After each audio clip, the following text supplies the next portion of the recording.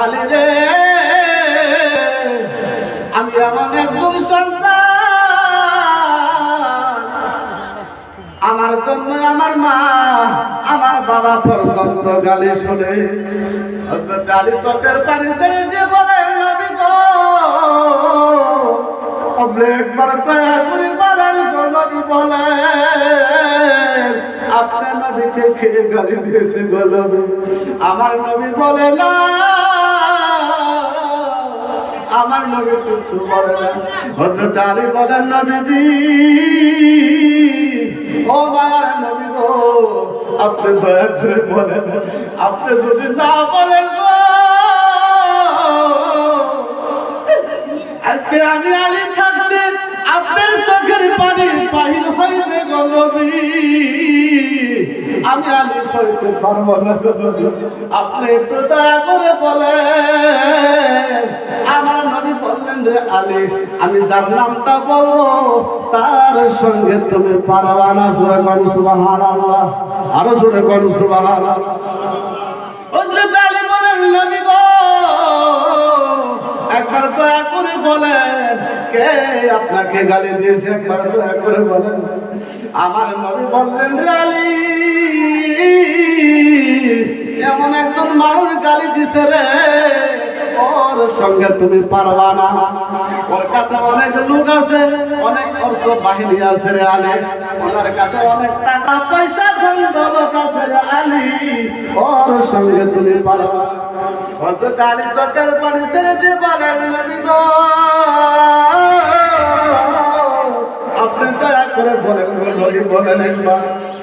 আমার নবী বললেন, আলী, ওর সঙ্গে তুমি পারবা না।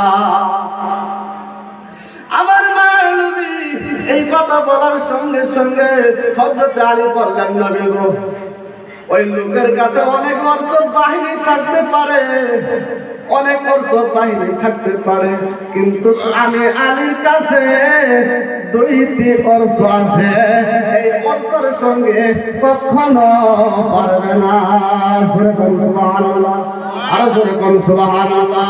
নবীর চরণেতে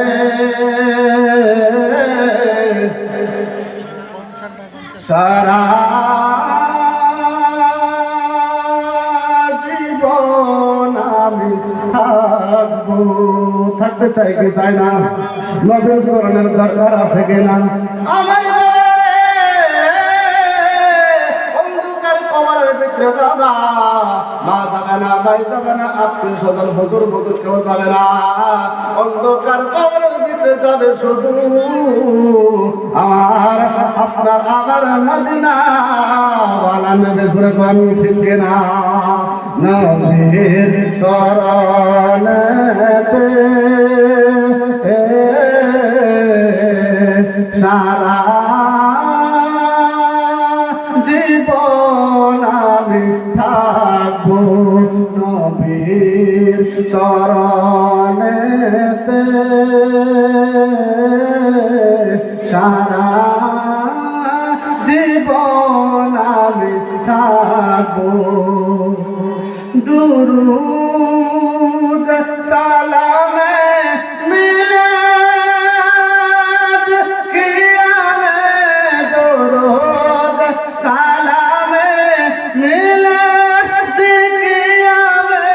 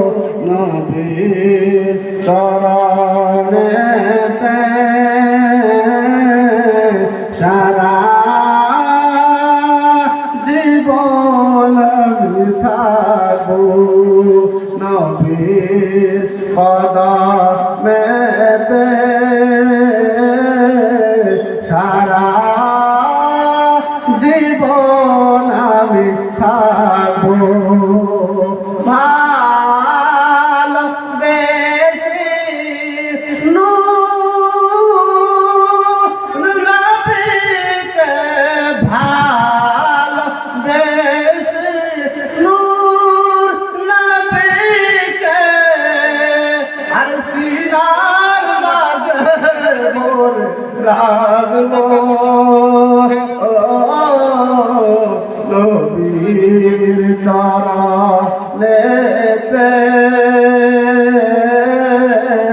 সারা